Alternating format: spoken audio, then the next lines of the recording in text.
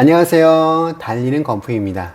여러분, 오늘은 많은 분들이 억울하게 당하고 계신데 어떻게 대응할지 몰라서 그냥 넘어가는 사례를 오늘은 알아보도록 하겠습니다. 바로 이겁니다. 집주인이 내가 직접 살 거다 라고 해서 계약갱신을 거절을 했는데 막상 나오고 나니까는요, 제3자에게 집을 팔아버린 겁니다.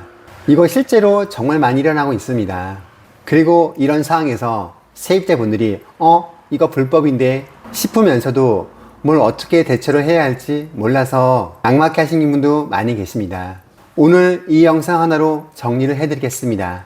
임대인이 어떤 법적인 책임을 지는지, 세입자는 어떤 증거를 모아야 하는지, 그리고 이걸 역으로 활용하는 전략까지 끝까지 보시면 여러분, 이 상황에서 여러분은 완전히 무장할 수가 있습니다.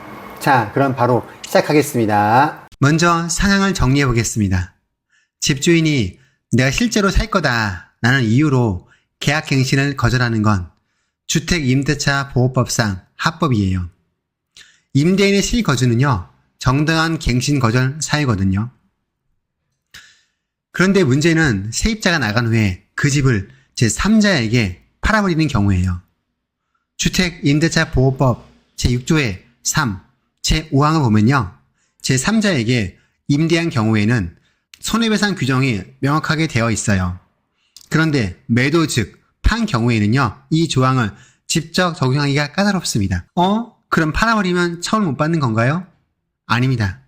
바로 이 지점에서 민법 제750조가 등장합니다. 민법 제750조가 뭐냐면요, 고의 또는 과실로 타인에게 손해를 가한 자는 그 손해를 배상할 책임이 있습니다. 쉽게 말씀드리면요, 주택임대차 보호법의 특별 조항을 직접 적용하기 어렵다 하더라도 처음부터 실거주 의사가 없는데 세입자를 속여서 내보낸 행위 자체가 민법상 불법 행위에 해당한다는 겁니다. 법원의 판단도 이렇게 합니다. 정당한 사유 없이 갱신을 거절하는 건 임차인의 권리를 침해한 것이고, 실거주 의사 없이 기만하여 계약을 종료시키는 행위는 불법행위라고 말입니다. 결론은 간단합니다. 주택임대차 보호법으로 처벌을 못 받아도요, 민법으로 손해배상 책임은 반드시 지게 되어 있습니다. 법망을 빠져나갈 수가 없는 거죠. 자, 그렇다면은요, 세입자의 입장에서는요, 한 중요한 게 뭘까요? 바로 집주인이 처음부터 실거주 의사가 없다는 것을 입증하는 겁니다. 법원이 판례에서 주로 보는 증거는 세 가지입니다. 첫 번째, 사전 정황입니다.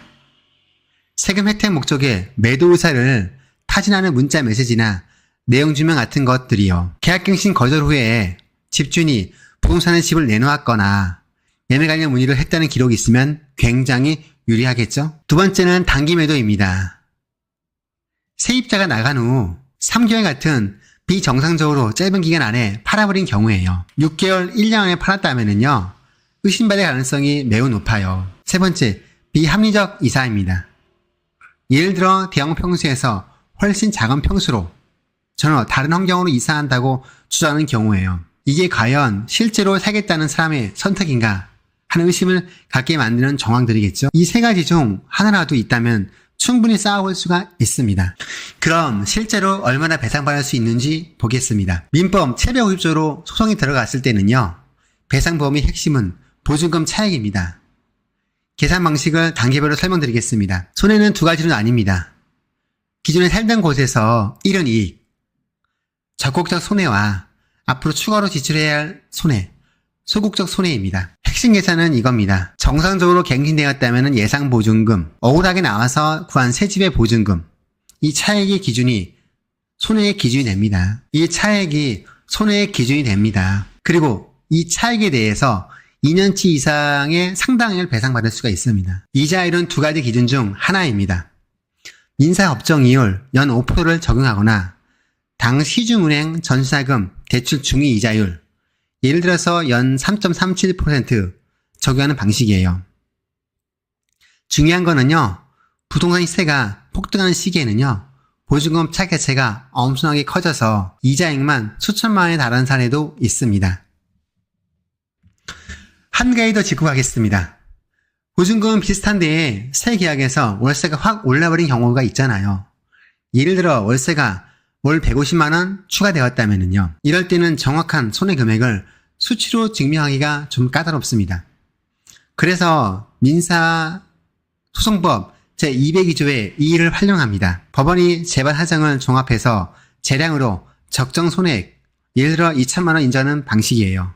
그리고 이사비와 중개수수료는 어떨까요?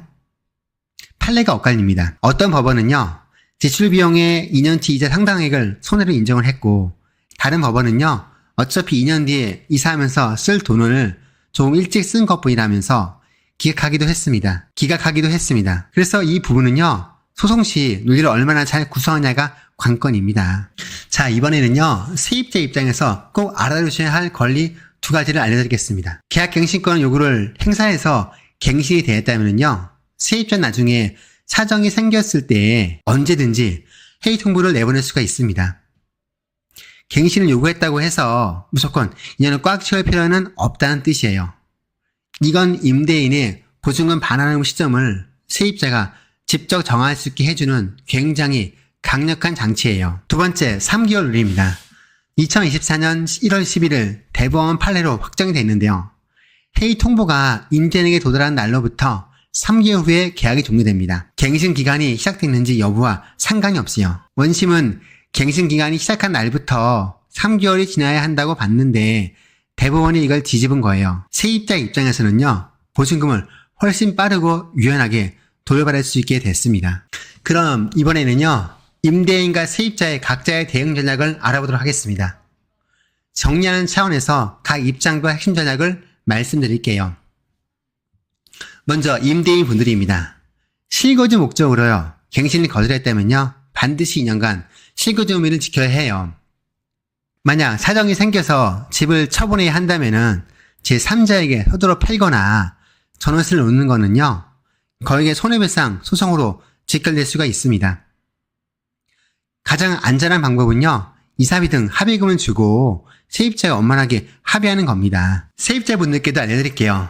갱신 및 거절의 모든 대안은요, 문자, 녹음, 내용 증명으로 꼭 남기세요. 집 주인이 실거주를 주장할 때 그 사유를 텍스트로 캡처를 해두세요. 그리고 강압에 의해 5% 초과 인상의 합의를 했다면요, 이게 단순 합의가 아니라 계약갱신 요구권 행사에 의해 기반한 것임을 서류에 반드시 명시를 해두세요. 퇴거 후에도요, 국토교통부 실거래가 시스템으로 해당 주택을 주기적으로 모니터링 하세요. 오늘 정말 중요한 내용을 많이 담았습니다. 한 줄을 요약하면 이겁니다. 실거주를 핑계로 세입자를 내보내고 팔아버리는 행위, 주택임대차보호법으로 안 되면요, 민법 제750조로 반드시 책임을 물을 수 있다는 겁니다. 세입자분들 절대 그냥 넘어가지 마세요. 억울한 사항이 생겼다면요, 반드시 법률 전문가와 상담하시고 오늘 알려드린 증거 3가지부터 모으기 시작하십시오. 그리고 임대인분들도 마찬가지입니다.